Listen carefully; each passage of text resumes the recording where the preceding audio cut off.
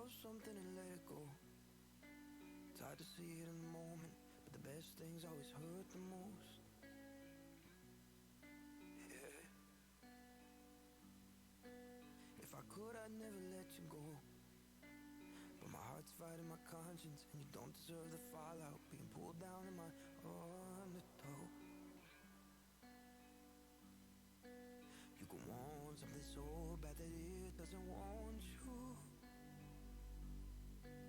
Yeah, I wanted it so bad that somewhere I lost you. Yeah, this is the end, but it's not over. We've never been closer.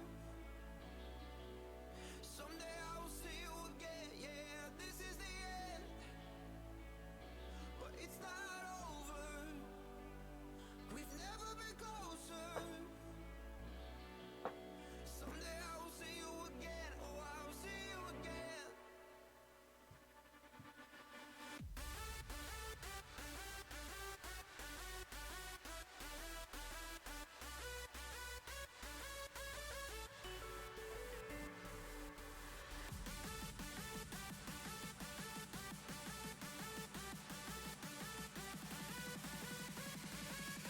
Someday I will see you again. Yeah, this is the end.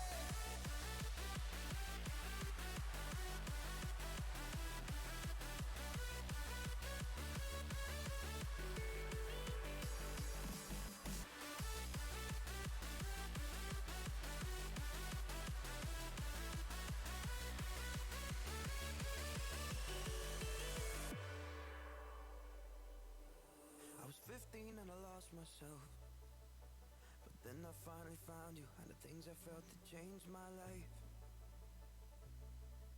Yeah.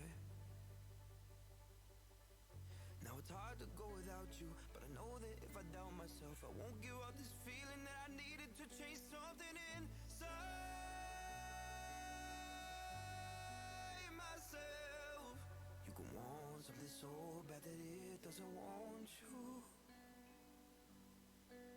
Yeah, I wanted it so bad that somewhere I lost you. Yeah, this is the end, but it's not over. We've never been closer. Someday I will see you again. Yeah, this is the end, but it's not over. We've never been closer. Someday I will see you again. Oh, I will see you again.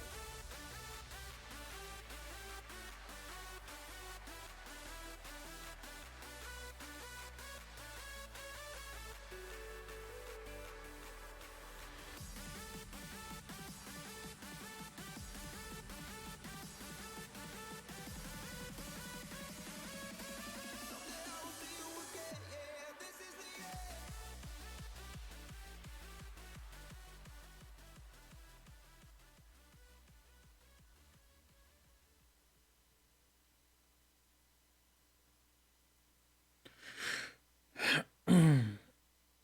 Okie dokie. Welcome back, everyone. Probably nobody watching right now, but for those who are watching in post, hello. Back at you with another fucking chapter of Mask of the Plague Doctor, which is a text-based, choose-your-own-adventure type of deal kind of game. It's pretty great. I love it. I love the story, but I'm have to pace myself and learn how to read proper. Sorry. Anyway. Mask of the Plague Doctor by Peter Parrish, Chapter 3, Tannery Pits, Butterflies, and Broth. The afternoon sun lays in autumnal warmth over the Thornback Hollow streets as you follow Abbot Quelm's directions. His map is dog-eared and outdated, but still fulfills its purpose in providing a clear sense of how the town's streets and districts are arranged.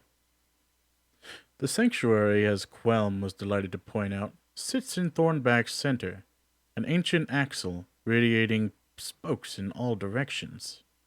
Studying the map, you can see that last night's passage through the southern gate carried you along the main thoroughfare. The same road you The same road took you beneath the mayor's residence, which peers down from its elevated position in the northwest at the squalid dwellings to the south. A lone peasant with a handcart full of wood passes the two of you by, the wheel bumping and squeaking on the uneven surface of the track. Head down, eyes to the dirt. You can count the number of people you've seen on the road on one hand. Despite the hour, most residents have opted to remain indoors. Farther along the track, you pass a pair of covered caravans. Double with the imagery of a theater trope, someone in a colored tunic sits on the steps, practicing their juggling. To the north, you hear calls from vendors in the mercantile district, but even these seem subdued and sporadic. This looks like our street, says Alice, motioning to a narrow lane heading off to the east. You nod and let her lead the way. If Quelm's map is accurate, this should take you straight to the tannery and timber yards. The main road disappears behind you, and the rushing waters of the Thornback River get louder with every step. To pass the time, you strike up some conversation with your fox mask colleague. We chat about recent developments in herbal medicine. We discuss new treatments for serious wounds. We compare notes on self-defense. We exchange ideas on how best to convince a skeptical public. I think, I don't know these guys too well. It might be good to, speak on self-defense and stuff. Be better protected against certain situations, just in case they arise.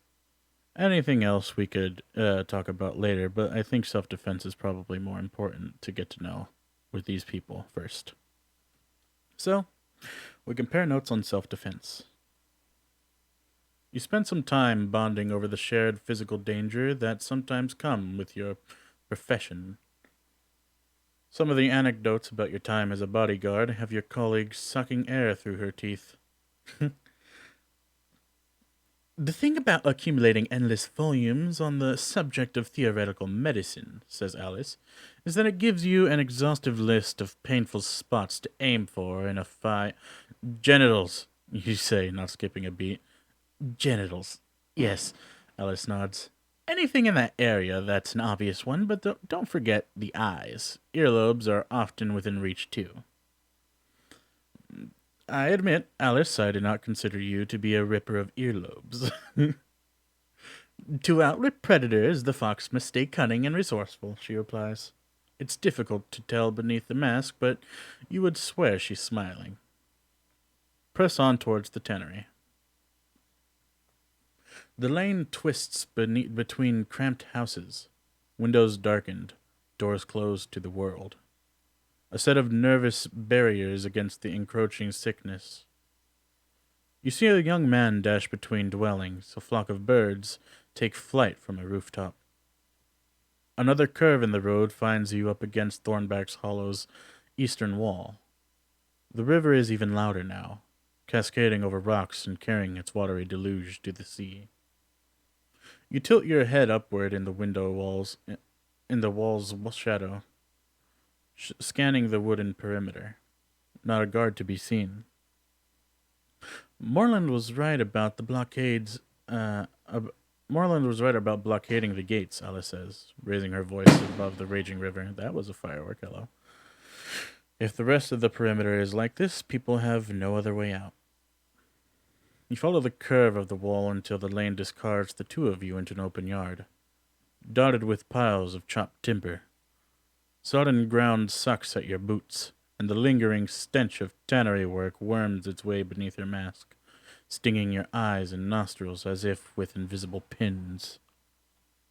Alice holds a robed sleeve up beneath her fox's snout and motions toward a pair of laborers resting on a felled log outside an imposing structure.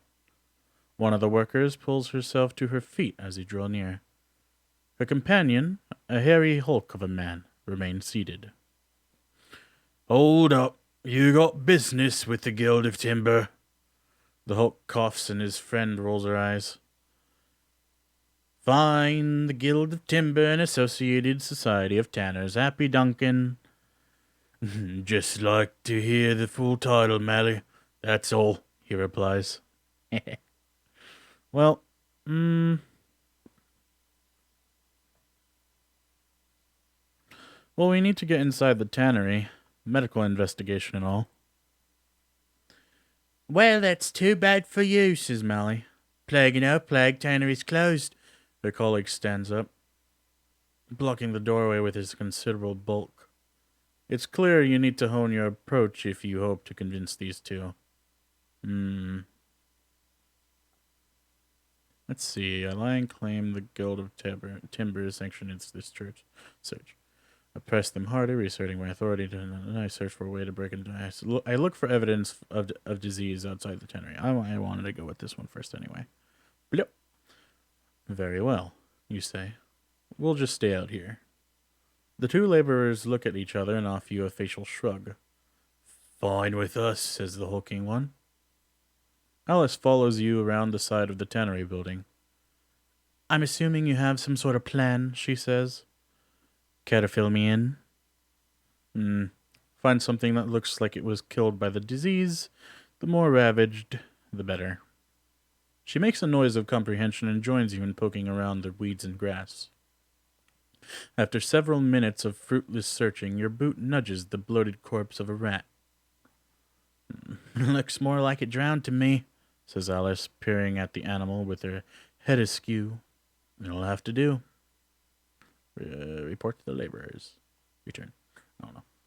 You open the pouch in front of the informal tannery guards. Duncan pulls back in disgust, gagging at the furry body within. His colleague seems unmoved. You trying to bribe us with a rat? She looks again and sniffs. With a dead rat? No, says Alice, her voice a model of patience. Just trying to impress the urgency of your situation. Would you say you spent a lot of time around this building? You ask. More than we like. Then you need to know that the rat perished from infectious miasmas emanating from this very tannery.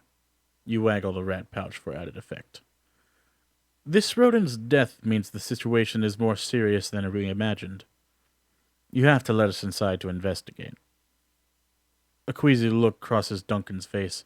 Mally's expression remains calm, but you notice her foot begin to tap harder against the earth. A few seconds crawl by, and she scrunches up her cheeks in annoyance. All right, you can go inside, but we'd better be first in line for whatever cure you masked creeps figure out. Begin your search of the tannery. Ooh, achievement. Early doors get inside the tannery ahead of Alviva's arrival. Yay. The acrid smell of urine and lime begins a fresh attack against your senses as you look around the tannery interior. As your eyes adjust to the gloom, you see the tools and half-stripped animal hides of an abandoned production chain.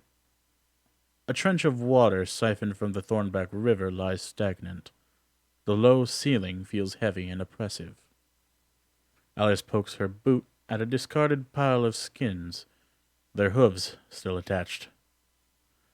This, she says, gulping back some bile, was not a healthy place to work. A shuffling sound from the tannery pits causes you both to turn. Rats? Asks Alice hopefully. You shrug and advance on the row of shallowed holes, dug straight into the stone beneath the topsoil. Peering over the edge, you're hit with a renewed waft of the tannery's foul essence. Empty, save for the stench. Why is this here? Begone. Suddenly, Alice grips your arm and points towards another pit, isolated from the rest. Just beneath the rim, you can see what must be the top layer of a stack of hides, stained by crushed oak bark as part of the final step in the process. As Alice points, you see something move beneath the fresh leather. Prepare to pull it back. Swallowing back your unease, you take a firm grasp of the hide cover and pull it out from the pit. The young man beneath, wide-eyed, filthy, and curled up tight in a tight ball, shouts in alarm. "Don't hurt me! Please! I'm doing no harm!" He buries his face between his knees. We're not planning to hurt you, says Alice. Come out here, tell us who you are. The man slowly untangles his limbs, looking at your masks with mistrust. He sits himself on the opposite lip of the tanning pit as far away as possible. I'm Oswin, he says. I live here, that's all. You live here? Alice looks at you. She can't tell, but your eyebrows are raised. Oswin starts babbling out an explanation. I know I'm not supposed to, but I had nowhere else to go. And there was a way in through the roof, and so, well... He trails off, looking down into a pit. How long have you lived here, you ask? Since the tannery closed. They couldn't get more animal skins, I think, so... His face scrunches up in a thought. About, well... a long time. Oswin glances up at you. I know it smells, but it's a roof, and the leather covers help me sleep. You know what this means, Jack the Ripper, says Alice. He's been here for a season, but he's not infected. Whatever other pestilence this place can claim, the Walking Death is not likely among them. What are you going to do with me? Oswin asks. He looks close to tears. Poor guy. Well, we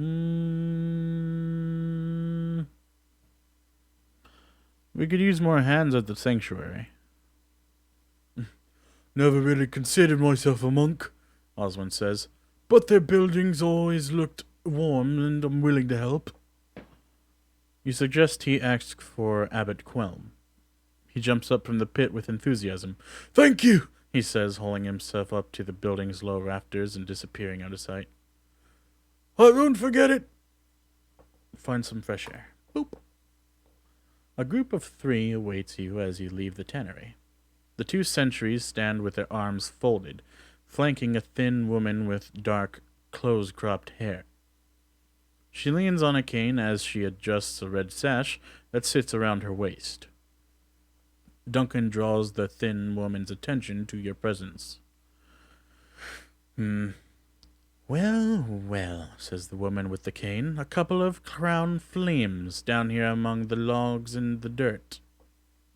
Alice bristles at the term. Don't call us that. Bloodletting hasn't been a common treatment for years. I've never even carried a fleam. Forgive me, the woman says with a hardened smile.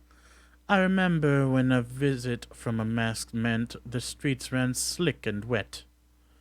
It'll just be Mayor Blake bleeding us dry then. Malia emits a scornful chuckle.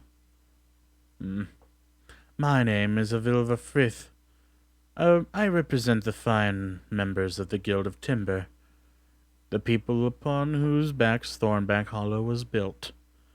Not that Sybil Blake would understand such matters. She draws out the mayor's name with contempt. It seems you convinced my companions to let you enter our tannery, but you will not find the source of this town's sickness here. The woman points her cane to the west. It resides in the manor of that hilltop. It resides in the manors on that hilltop, hoarding supplies, working laborers of death for a pittance, and lording over us with his aristocratic blood. The sentries beside her begin to voice their approval. So, doctors, she says, her voice lowering, if you would truly seek to cure this town, I urge you to spread dissent to this rule wherever you can. Unrest shall be the hammer, striking at the foundations of our masters. Alviva turns and walks stiffly away, accompanied by her guards, and the muted sounds of her cane against the earth. Start walking back. You're a few feet across the sodden timber yard, when you hear footsteps and exertion behind you. Duncan, the hulking guild sentry, is racing to catch up. Hold a moment! I have something, he wheezes. You wait for him to regain his breath. What can we do for you? Asks Alice. Duncan produces a piece of parchment, slightly ragged but otherwise intact. My aunt, She's at the sanctuary. I'm not much of a rider, but she raises me, and I miss her. I want her to have this. He holds it out to you. Please, he adds. You look over at Alice. She shrugs. Very well, you say. If I have chance, I will deliver your message. Relief crosses his sweat-streaked face. Aunt Deoda has red hair, he says. And she's small. Tiny, actually. Not like me. He grins and starts to stride off, then stops dead, mumbling to himself. The other thing. Oh, listen! Don't judge Alviva too harshly. She looks after us better than most. If she hears you're helping her cause, she'll come around. Head back to the sanctuary. Ooh, achievement. Playing postman received Duncan's letter. Not exactly what we hoped to learn, Alice says, idly scratching her forearm. The tannery is a den of filth, but I don't believe it's our primary source. I suppose it was never going to be that easy. You agree and look around at the nearby buildings as you continue to follow the main road. The evening has crept in, and candlelight illuminations have sprung up behind a scattering of windows. It feels as if Thornback Hollow has drawn its walls tighter in response to the onset of dusk. The river is a faint whisper in the distance. In the murk ahead, you start to pick out the shapes of figures. As you press on, the figures multiply, expanding to the size of a crowd. You hear the cries of anger, snatches of chanting, and realize that this volatile group fills the entire street. More people emerge from the side alleys, buffeting you from behind until you find yourself with Alice, absorbed in the throng. Plague bringers, get out of our town, someone yells, leaving your ears ringing. Infected scum, comes another cry. You're jostled towards the front of the crowd, where you see that their ire is directed towards the pair of decorative caravans you passed earlier in the day. A lone figure in a short, ornate jacket stands facing the mob. They hold a thin blade, which is being used to fend off approaching assailants, but the crowd is advancing. This is an ugly situation, and there are too many people to fight. If you don't act, bloodshed is inevitable. I shout for the crowd to stand down. As a surgeon, I've seen what those swords can do. I announce my medical credentials. There's no evidence these caravans are the plague source. I begin an impromptu mystic sermon to announce those who make false accusations. I convince the crowd that theater players can return as vengeful spirits when slain. I announce my medical credentials. There's no evidence these caravans are the plague source. Boop. I am a doctor, you shout, taking off your mask to wave it above the heads of the mob. On what grounds do you say these caravans brought the plague? The cries come back swift and vicious. Soon as they arrived, the town gates were locked. Outsiders always bring sickness. I saw one of them poison our well. There's a surge of anger, hitching the crowd closer to the caravan steps. A cut and thrust from the duelist keeps them at bay. I've attended to sickness across the realm, you retort. In every city, every village, I see outsiders accused early and often. But unless these caravans are declared unsafe by myself and my colleagues, any such accusations are despicable, shameful lies. One by one, the crowd begins to drop their heads.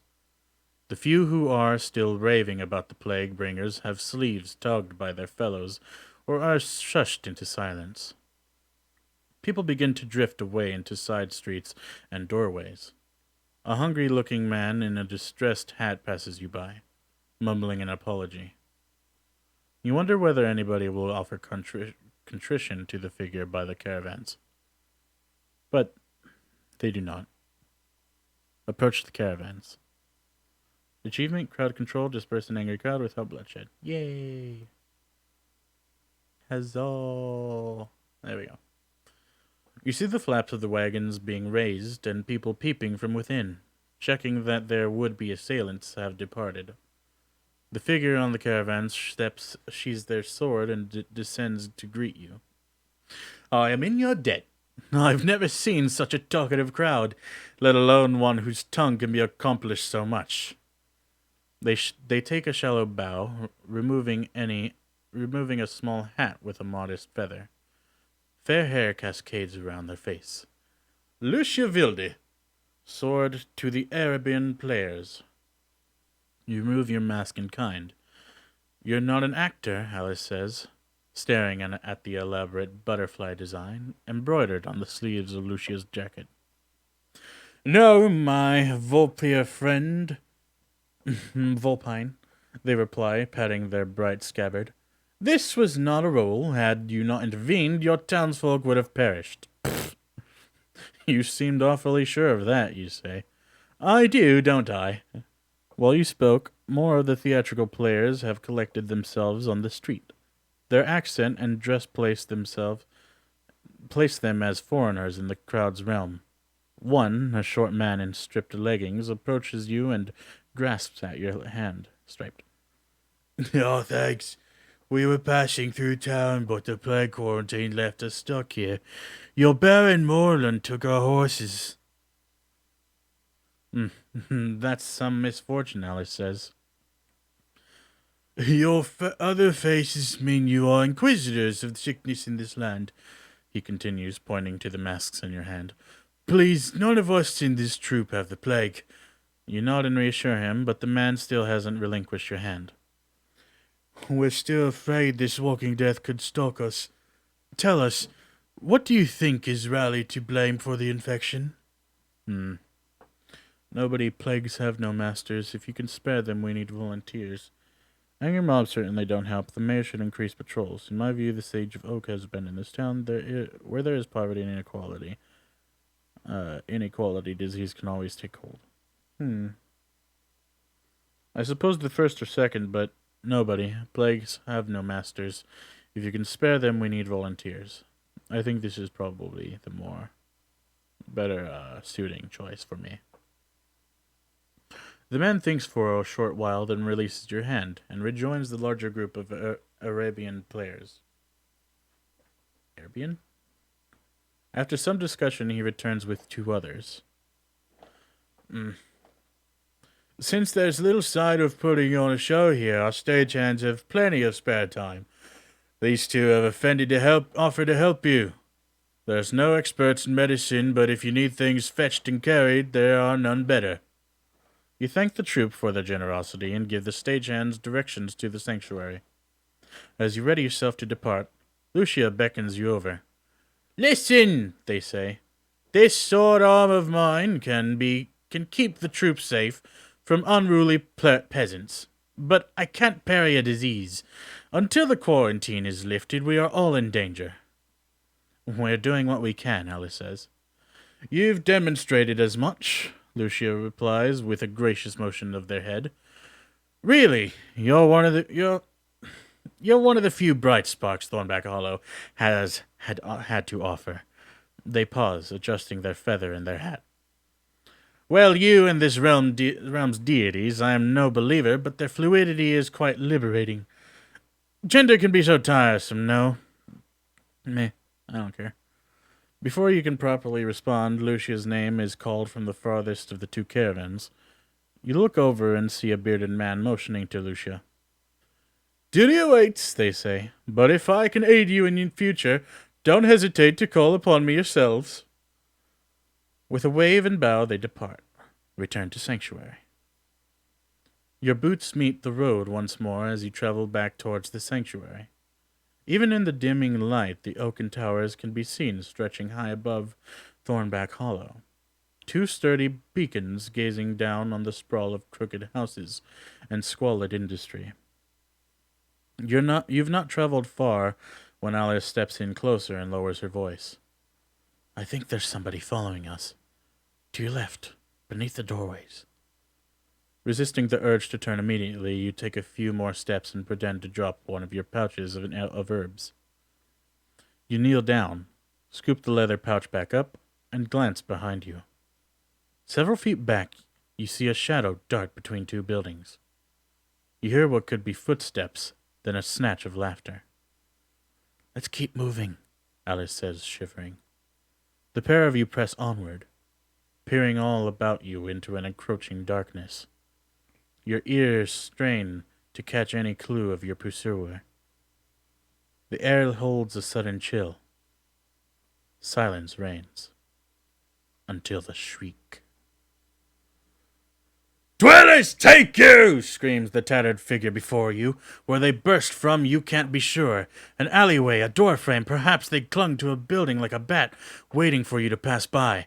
"Dwellers take you all!" They shriek, their limbs a dance of rags and fury. You put your backs to Alice as the figure capers to and fro. "Who are you? Who is this dweller?" You shout back, preparing to defend yourself. "Oh, they forgot the dweller in thorns. Well, we don't forget. We never forget." Your tormentor hoots. "Sage tries to bury them, but you can't bury roots. Roots take hold. Roots bind and twist and squeeze. The dweller's coming for you." They cackle, spin, and vanish into the night. Beside you, Alice expels an unsteady breath. "Who or what was that?" she asks. "I cannot say," you reply, glancing about yourself in case more strange figures appear. "But I think it would serve us to return to the sanctuary with haste." The two of you hurry your stride, pausing for nothing else, until you're both back behind the walls of the sanctuary. Enter the sanctuary courtyard. You both take a seat on the rim of the courtyard well. Alice draws some water, and the two of you lift your masks to share a refreshing drink. The moon is showing its face through the clouded skies, lighting the grassy interior with a muted glow. On the wind you smell the earthen odor of broth. The sanctuary monks must have located some vegetables. Your stomach complains in response. From one of the northern corridors of the courtyard, emerging as if from some arched cavern, you spy a familiar pair of tusks. Ioko strides towards you with purpose. "About time the two of you returned," he growls. "I've called a meeting with Abbot Quelm in the cellars. We have things to discuss, but before that, I have urgent need of you in the sanctuary hall." Alice finishes a gulp of water. "Good to see you too, Ioko. We almost got crushed by an irate mob and found out Thornback Hollow has some sort of secret malicious deity. As you... Also, we're quite hungry," you add. Ioko seems thrown by your retorts, but soon regathers his intentions. "There'll be time to regale me with these tales later. First, follow me to the hall." He looks over to make sure you're following. "Expect food at the meeting." "Oh, thank God. I'm sure it'll be quite delicious." I don't care about the others. I just want food. Your colleague leads you back inside the sanctuary's makeshift infirmary. Little has changed since your earlier visit. The same clammy sensation hangs in the air, while patients wander the tight spaces between pews in aimless patterns or lie in a state of agonizing wakefulness. It strikes you that the nature of this disease means that the picture will be much the same, no matter the hour. Mere moments have passed, but already you feel yourself longing for the relative beauty and expanse of the courtyard. "Take a long look at the momentous task before us," Ioko says, gesturing around the room. "We are all three here at the command of the crown, but it's... these people, they're suffering. That should be our priority." "Well put," Alice says. "But a burden of which I'm sure we are aware. Why divert us here ahead of your meeting?" "Treatment," he replies. "The sanctuary parades of rituals is inadequate for these circumstances. This plague is an enigma, but between us we surely have the means to try to ease some of this distress." Alice shakes her head. "Until we have far better understanding of the disease, there may be little we can do." Perhaps, Ayoko admits. But that is why I wish to call you here, together. Jack the Ripper, how do you think we should proceed? Let's try to induce some sleep wherever they can. Nah, I don't think that's going to help. These conditions shame Crown and deity alike. This hall needs reorganization and more cleanliness. We should earn the trust of more patients, listen to them speak of their sickness. I suppose the first step would probably be to clean up this place, just so they have a little bit more of a sanitized place to be around, and then I guess we can start working on listening to them. So these conditions shame Crown and deity alike. This hall needs reorganization and more cleanliness. I'm inclined to agree, Alice says, looking at the cluttered desperation before her. Enlisting the assistance of some attendant monks, you get to work. You instruct that any filth-ridden blankets or clothing are to be burned and replaced with cleaner alternatives. With the aid of your colleagues, you lift some of the pews into different spots, creating clearer pathways for the patients who remain mobile. Other pews are employed as barriers and supports to create more comfortable living areas. The monks look on with some disapproval, but do not step in to prevent your actions. This should at least help to delay additional infections, Alice says, a little out of breath from your exertions. Maybe even raise some spirits. You nod in agreement, then notice Ayoko motioning by the hall doors. Time to go, your colleague says. We have a meeting to attend. Further changes are required, but they will need the sanction of the abbot. He leads you back to the dormitory building. Along corridors you've not yet traveled. You're taken down a flight of steps to a point you're sure is well below the earth. The air runs cool over your skin, and the nocturnal noises of the town have faded into silence. Great wooden beams crisscross the ceiling above. You hear muted voices ahead, but all other sounds seem to be consumed by the cellar walls. The monks store beer here, Ayoko says. Quelm told me they may use acorns, which I could have sampled some, but the barrels were either distributed in town or requisitioned by the mayor weeks ago. He stops and points to an entrance framed by simple oak columns. Give us a fine room to work with, though, in here. The voices cease as you pass through the doorway. You see the abbot seated with another monk you don't recognize. They look up at you from a low bench, one of the several that have been dragged from around the walls of this vast cellar space to create makeshift, centralized seating. The other benches around the room hold medical equipment, crude vials, and carefully arranged surgical equipment instruments.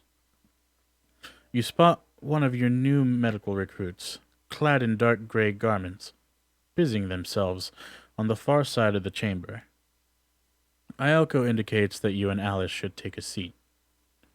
Find space on the benches. What is this about, Ayoko? Asked the unfamiliar monk. With her green hood pulled back, you can see her hair has been shaven into a pattern of branches.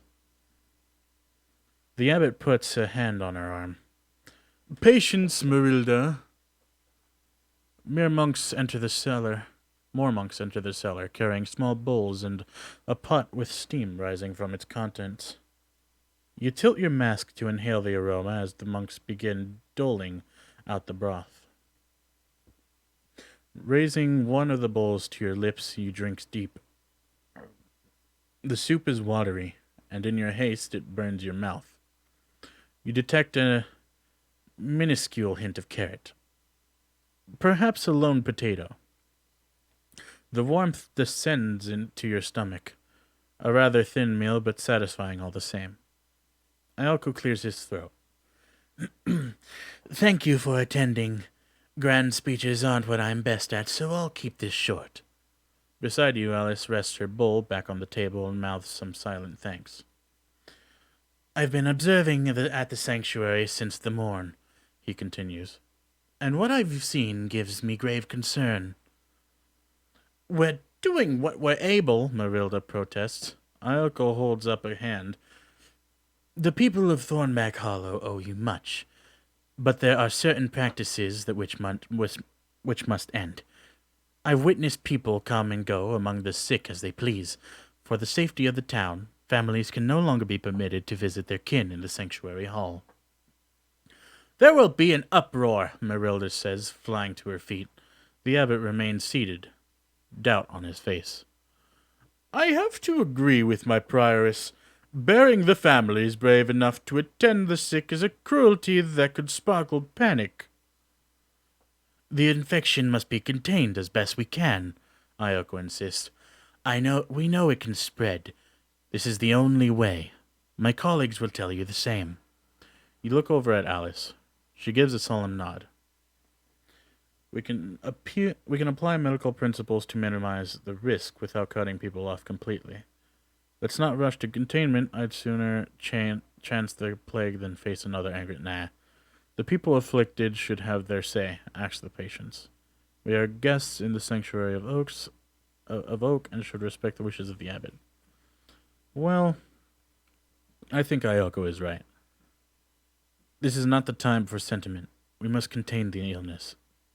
We must contain the disease. Then we are all in agreement, says Ayoko. As Crown-sanctioned plague doctors, we insist you close the sanctuary hall to outside visitation. Marilda bangs her fist on the bench. You overstep your authority. Deity law still holds here. Abbot Quelm has the final say. She turns to plead her case to him. Abbot, you must stop this. People are suffering. Would you also deny them their blood relatives? Quelm folds his arms and sighs. All eyes fall upon him. You will not close our hall, the abbot says, his voice unusually firm. The sage is clear on matters of family and community. Isolated plants will wither and die. I won't allow this to happen. Then we'll plead our authority to the mayor or the baron, Ayoko replies. As you wish, Quelm says, spreading his hands.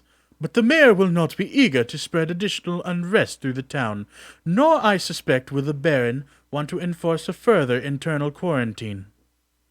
You look across at Alice, knowing the abbot is right. The matter is decided. Ayoko finds himself on his feet again. His words come slower, and you see him rub his eyes before he speaks. The late hour is taking its toll. I'm sure some of us are displeased with that outcome, but a decision has been reached. I trust we will all be able to work with it. He hesitates for a second, unsure whether to press on with his observations. There is another matter. I have been speaking with the laborers to transport the dead to the Thornback Cemetery. I'm led to believe you are still bearing the disease. That is correct, the abbot says. Returning people to the soil is one of most sacred rites. And I respect deity custom, Ayoko replies. However, it may be prudent to consider burning the dead. The chance of infection, the clattering soup bowl makes you jump. Marilda's pupils are dark with anger. This is heresy! About Quelm! There can be no more talk about after this grievous insult. Quelm gets to his feet and stands by his prioress. You go too far, Ayoko, he says. But the hour is late, and tempers are strained. I will hear no more of this now. Together with Marilda, he makes his way out of the cellar. You hear muffled footsteps and sharp, distinct words in the corridor. The sounds fade as they ascend the steps. Handled with sublime delicacy, Alice says, catching Ayoko's scowls. She puts up her hands, miming a shield. I'm sorry, it's late, and that broth barely counts as a meal. You did fine. The burials had to be addressed. I'm glad you brought them up. I thought I'd have to be done with one. I thought I'd have to be the one to do it. I like to find compromise with deity custom where I can, the surgeon replies, sounding pained. You know I do, but this matter I see no other resolution. Hmm. You're both right. We can't let deity customs bind our hands in this case. Baron Moreland was burning bodies, it's crown policy. We should too. While we're under the roof, we should respect sage rights. I don't know. Baron Moreland was burning bodies. I don't. It's a really tough decision to make between these two. But I guess you're both right. We can't let deity customs bind our hands in this case. I am pleased we're on the same mind on this, Ayako says. Alice starts stacking the bowls in a small pile. Was there anything else before we lost half of the attendees? One other thing, though I'm not sure it needed sharing with the abbot. Ayako rubs the stubble on his chin. It seems to have grown pricklier in just the last day. I overheard a couple of the patients talking about miracle cures being sold in the marketplace.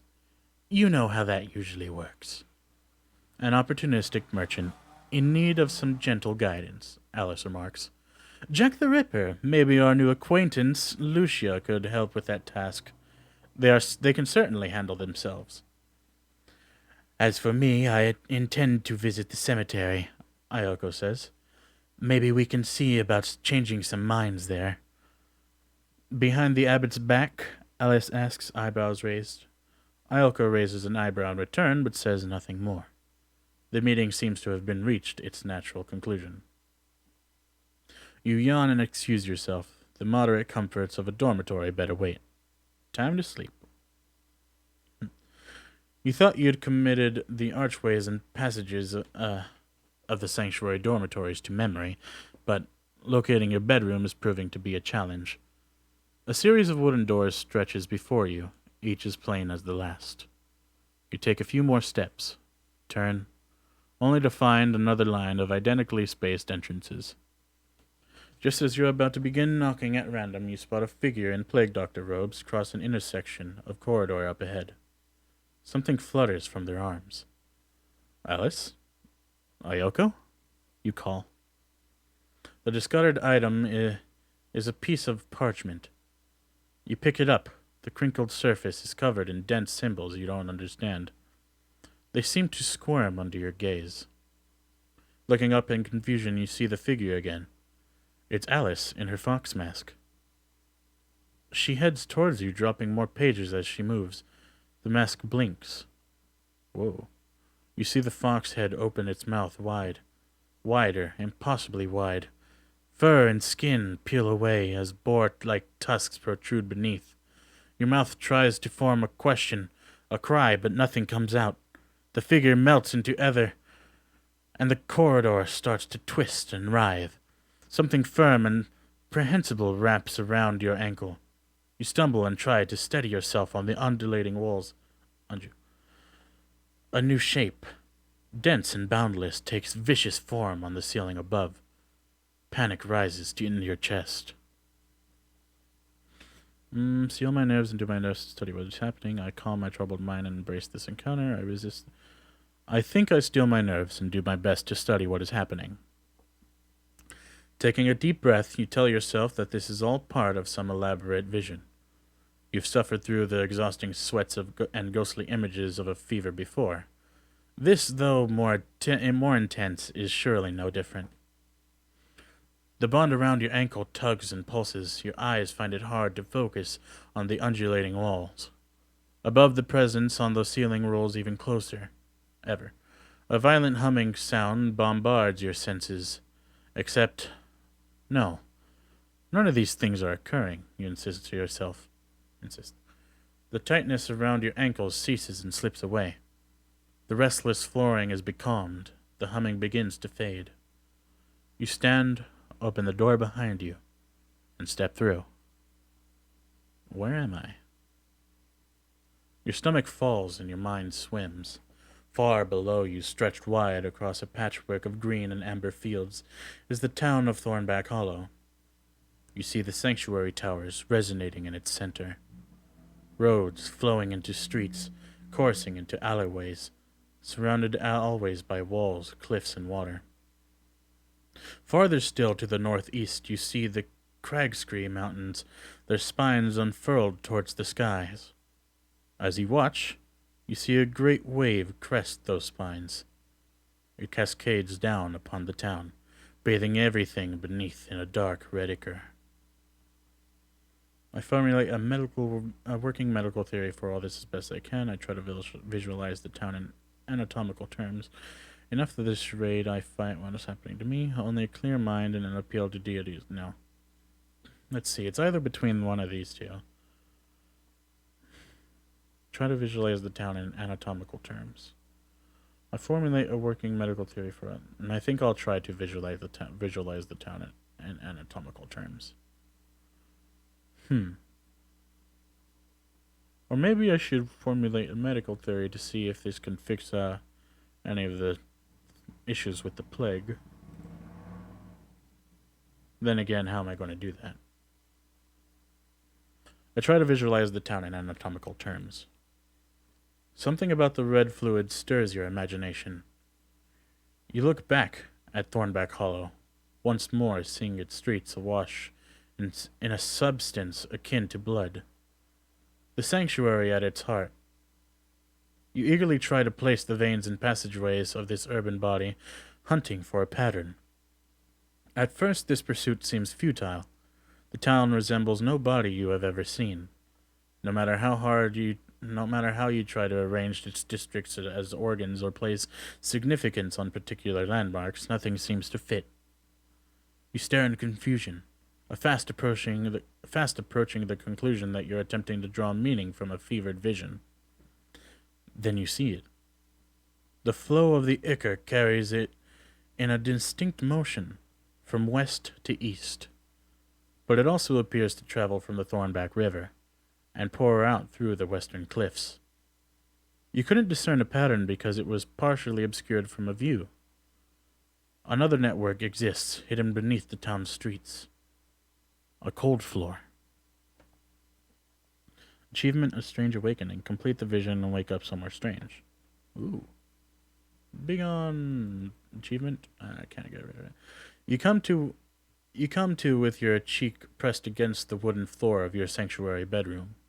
Meanwhile, your legs still reside part way on the bed itself. Groaning, you slide your whole body onto the floor and lie there for a spell, gazing up at the struts supporting your simple ceiling. That didn't feel like any ordinary dream. Despite the confusing imagery, you feel a little better equipped to confront the walking death than you did last night. A new day begins. So ends Chapter 3. That is the end of the stream. Thank you all so much for watching. I hope you are all enjoying if you are. And with that being said, I hope to see you in the next stream. Later.